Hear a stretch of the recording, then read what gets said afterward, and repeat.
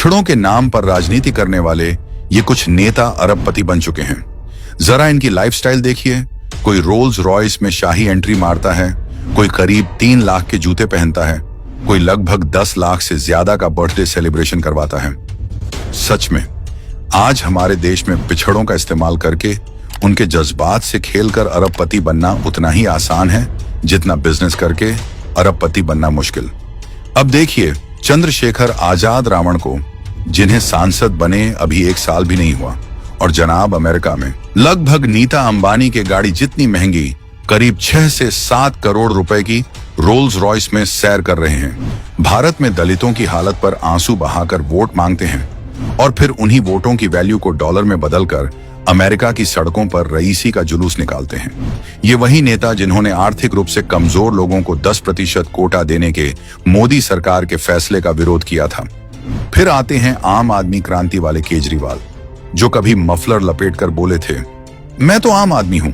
आम आदमी पार्टी के युवा विंग से जो जुड़ेगा उसको सिंपल और साधारण शादी करनी पड़ेगी। अब वही आदमी अपनी बेटी की शादी की रस्में 5 स्टार होटल शांघरी में करवाया, जहां एक कमरे का किराया लगभग 16,000 से शुरू होता है। इससे पहले 45 करोड़ का शीश महल बनवाया।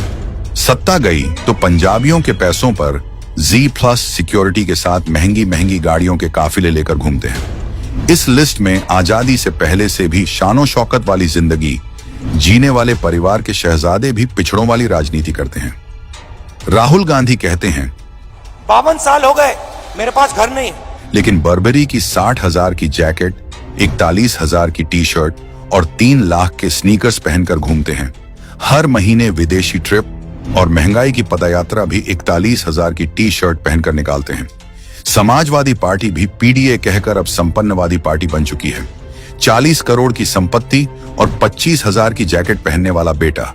जिन समर्थकों से वोट लेते हैं वो शायद 250 की जैकेट खरीदने में भी 2 बार सोचें। लालू और तेजस्वी का तो क्या ही कहना, गरीबों का नाम लेकर आज राजसी साम्राज्य खड़ा किया है। लालू के शहजादे आए दिन विदेशी ट्रिप, सूट बूट और 250 रुपए में 1 लीटर मिलने वाला महंगा एवियन पानी पीते हैं। लगभग 10 लाख से अधिक रुपयों का खर्च सिर्फ बर्थडे सेलिब्रेशन के पहनावे पर होता है। गरीबों और अल्पसंख्यकों के नाम की राजनीति करने वाले ये सारे नेता उनके लिए भले ही कुछ न किया हो, लेकिन खुद का घर भरने में कोई कसर नहीं छोड़ी। 2014 में ओवैसी के पास 4 करोड़ से अधिक की संपत्ति थी, जो 2024 में बढ़कर 19 करोड़ से भी ज्यादा हो गई। इन पर वक्फ की 3,000 करोड़ की संपत्ति हड़पने का आरोप है। लेकिन जिस समुदाय के नाम पर यह अपनी राजनीतिक रोटियां सेंकता है, उसी हैदराबाद के 63% समुदाय विशेष गरीब हैं।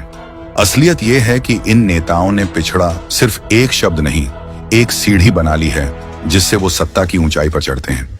ये लोग कभी वोट के लिए मिट्टी के बेटे बन जाते हैं और चुनाव जीतते ही मर्सिडीज के मालिक।